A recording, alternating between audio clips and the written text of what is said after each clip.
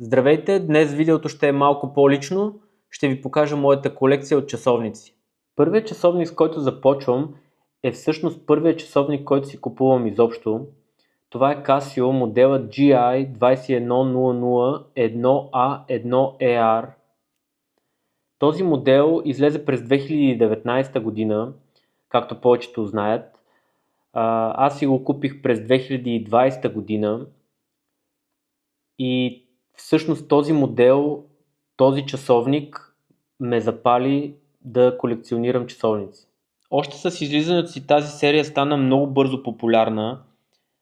Часовникът още е известен като Casio Oak заради формата на безела. Точно този часовник всъщност беше този, който ме запали по часовниците.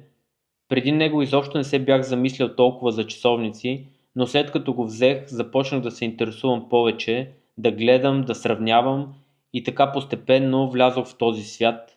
И да, както споменах, тази серия на Casio много ми допада, затова и следващият часовник в моята колекция е продължение на тази серия Casio Oak, новият модел GAB2100C.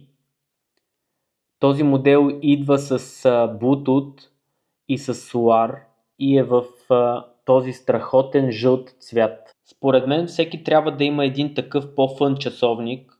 В моя случай е този жълтият. Нося го на море, на плаж, просто за по-лежерни ситуации. След двата Casio Oak модела реших да си купя един класически квадратен G-Shock. Това е модела DUB5600SF. Този модел е от тъй наречената Sci-Fi серия. Идеята е по-футуристичен дизайн, малко като от научната фантастика. Моделът отново има Bluetooth и може да се свързва с смартфон. След трите G-Shock, които взех, осъзнах, че ми трябва нещо по-елегантно, един дрес часовник. Затова си купих Tissot PR100. Моделът е кварцов и е първият ми швейцарски часовник. Този модел е 40 мм и точно с него разбрах, че това е моят лимит за китката. Освен това осъзнах, че не е важен само диаметърът, а и лък-то-лък разстоянието. Но като цяло този размер ми пасва много добре. Каишката е кожена, мека е и се усеща много приятно на ръката. И последният часовник в колекцията ми към момента е Hamilton Khaki Field Expedition 37 мм. За този часовник вече имам видео в канала, така че ако ви е интересно, може да го погледнете.